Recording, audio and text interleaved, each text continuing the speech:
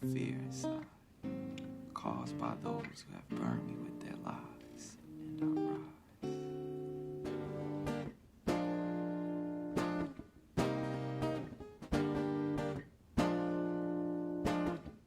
I hope you guys are doing well. We are back with another interesting video. The movie which we are going to recap today is Love Doesn't Cost a Thing. Sit back and enjoy it. But before starting, I would like to request all of you to subscribe to our YouTube channel and also hit the bell icon to get notified. So without wasting any further time, let's jump into the movie. Love Doesn't Cost a Thing is a super duper 2003 American teen comedy film written and directed by Troy Bayer and starring Nick Cannon and Christina Milian. It also stars Steve Harvey, Kenan Thompson, and Cal Penn. The story begins in a racially blended California high school. Students of mixed races get along great, but rich and poor students do not mingle. It's the elites versus the zeros. So poor boy Alvin Johnson and Nick Cannon hires a rich, gorgeous student named Paris Christina Milian to be his girlfriend for 2 weeks so that he can become popular. The ploy works like a well-tuned engine, and engines are what Alvin knows best. Meanwhile, Alvin's father, Clarence Steve Harvey, does all that he can to relive his glory days as a ladies' man through his son. Before buying the girlfriend, Alvin was on track to win an auto mechanic engineering scholarship. With his money running out, he must decide what's more important: true friendships and the scholarship, or the attention of the popular crowd. Alvin is a man with passion, tenacity, and a dream. That dream is to design an absolutely killer car engine for a General Motors competition so he can get a full ride to college. In order to fund his aspiration, Alvin spends all his free time cleaning pools and puttering around in greasy garages with his gang of gearhead friends. Unfortunately, though, that causes Alvin to come up a bit short in social situations. Jocks and cheerleaders are the ones who get all the acclaim, not guys who excel in shot class and chemistries. Alvin Johnson, played by Nick Cannon, is an extremely intelligent nerd skilled in designing car engines. He has also taken up a job as a pool cleaner to raise money to buy a camshaft, a part needed to build an engine for a scholarship project that will ensure him a full ride to the school of his choice. Alvin has always dreamed of hanging out with the popular kids, especially Paris Morgan, played by Christina Milian, the beautiful popular cheerleader dating NBA star Drew Hilton, played by Eleanor Nelson. During an argument with Drew over the phone, Paris crashes her mother's expensive SUV. Alvin agrees to repair the car using the money he had saved for his project, jeopardizing his scholarship opportunity on the condition that Paris pays him back by giving him a $1,500 makeover and agreeing to pretend for 2 weeks that she's dating Alvin. After a few missteps, she gave in to the condition. Alvin then begins to ingratiate himself with the popular crowd. He and Paris grow closer as she shares with him her secret love of music, and he shares with her that he knows how to build car engines. Paris begins to develop feelings for Alvin, and at the end of their 2-week dating period, she tries to hint that she would like to kiss him. However, Alvin misinterprets her and goes along with their original plan of a public breakup at school. Even after the breakup, Alvin continues to grow in popularity, alienating his former nerdy friends and flirting with Paris's friends. Paris is unhappy to realize how shallow and vapid her friends are, and by extension Alvin. Tired of him constantly ditching them in favor of the popular kids, Alvin's friends confront him on the matter, during which Alvin's sister, Aretha Johnson, played by Ashley Minnie Clark, overhears the discussion. She comes to realize that Alvin paid Paris to data, seeing how he has nothing of value after his big makeover. She tells their parents, Clarence Johnson, played by Steve Harvey, and Vivian Johnson, played by Vanessa Bell Calloway, who attempt to talk to Alvin, but he blows them off. At the end of the year on senior ditch day, Paris asks Alvin to hang out as real friends, but a newly egotistical Alvin insults her. They argue and storm off from each other. Drew is also at the party to meet up with Paris, but breaks up with her when he finds out she had been dating Alvin. In an attempt to win back, Paris reveals the truth about her and Alvin to the whole school, and Alvin is immediately ostracized. Now back to being unpopular, Alvin finally realizes he does not have the camshaft for his project. Alvin's father pays for the camshaft,